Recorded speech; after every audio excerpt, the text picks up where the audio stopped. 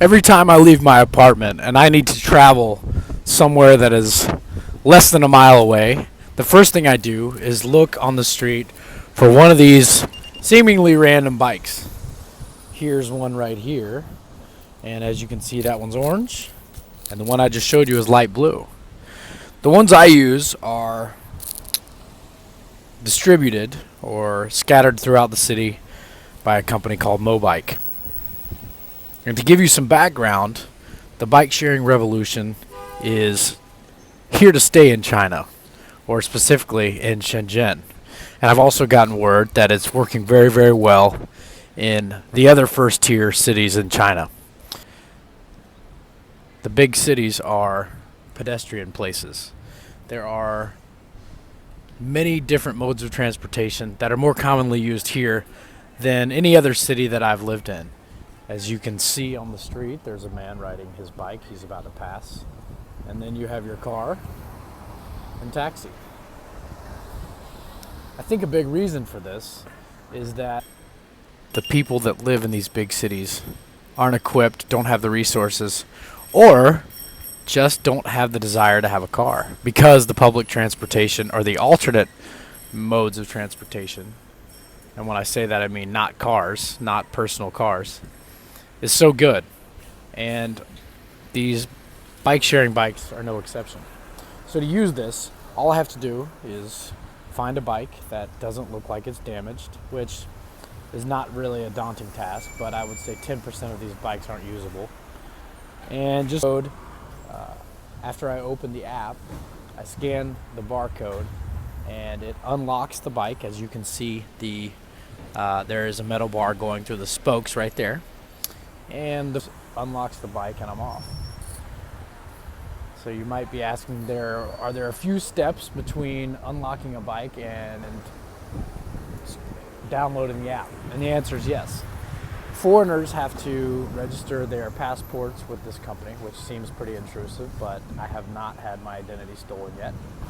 And locals have to register their Chinese residence card. It's like a driver's license, only it's just serves as an ID. And then you have to upload 299 or 399 yuan into your Mobike account, and then it approves your registration and you're off, and you can come and unlock these bikes and ride them anywhere at any time, whenever you want. So that's how easy it is. This has made my life so much easier, and I'm going to cut to another video because I have to open the app now and take a picture of the barcode so that I can unlock the bike. I'll see you in a second. If you're anything like me, you might learn of a new breakthrough business idea and appreciate it for its innovation, but wonder immediately, how can it be executed? And that's what I thought when I first learned about bike sharing. It's a great idea for so many reasons, but how in the world can it be done? How can a company just let thousands of bikes loose in public places in a city and make money, not have all of their bikes stolen, keep them from being damaged? There are a lot of logistical considerations to making this work. So let me explain. You open the app and you check out a bike. That guy's not gonna move. And it tracks your location while you use it. This way, it can charge you the right amount for the time that you use the bike. It's my understanding that Mobike charges you based on the amount of time that you use the bike, because if you unlock one of these bikes and sit still, you are in effect using up one of the bikes someone else could be using to travel. So, conclusion, or in summary, this company charges you for the time you spend on the bikes. It does that by tracking your location, the app, while you have a bike unlocked, I should say. And it tracks your location so that the bike that you're using can be found. And if there are any problems or They just want to keep an eye on, you can see all the bike sharing bikes in this tunnel. They just want to keep an eye on all of the bikes in their inventory. So they track everyone's location when they're using it. And the only way to unlock a bike is through the app. And so I wouldn't say 100% foolproof, but it's a system that is consumer driven, customer driven, and it works pretty well. If you check out a bike and it's damaged, it's in your best interest to report that it's damaged so that, one, the company can have one of their agents or representatives or employees come take a look at it to fix it. And also, if you use a bike, don't report its damage, and the next person gets it and does report, well, then you might be on the hook for paying for the damage to it.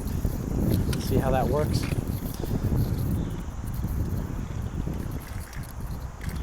It has made my life so much easier in so many ways. It saved me time, and more importantly, it has saved me energy. I am a firm believer that everything you own ends up owning you.